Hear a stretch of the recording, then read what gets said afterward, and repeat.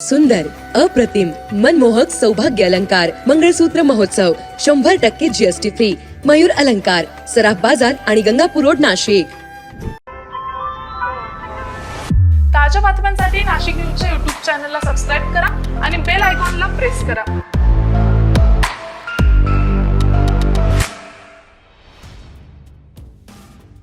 त्र्यंबक रोडवरील संदीप फाउंडेशनच्या आवारात मधमाशांचे पोळे अचानक वरून खाली पडल्यानं 16 विद्यार्थी गंभीर जखमी झाल्याची घटना काल मंगळवारी दुपारी 4 वाजेच्या सुमारास घडली.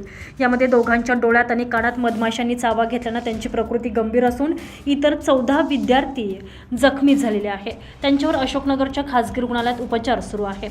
याबाबत विद्यार्थ्यांच्या पालकांनी दिलेल्या माहितीनुसार महाविद्यालयाच्या एस बिल्डिंग क्लॉक टॉवरजवळ मधमाशांनी हा हल्ला केला. या घटनेत शुभम गुंजाळ याला मधमाशांनी घेरल्यानं गंभीर दुखापत झाली आहे.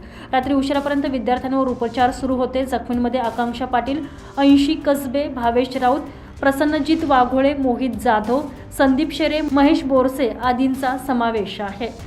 सर्व जखमींवर रुग्णालयात उपचार सुरू असून दोघांची प्रकृती गंभीर असल्याचं सांगितलं जात आहे. Bureau report, Nashik news, Nashik.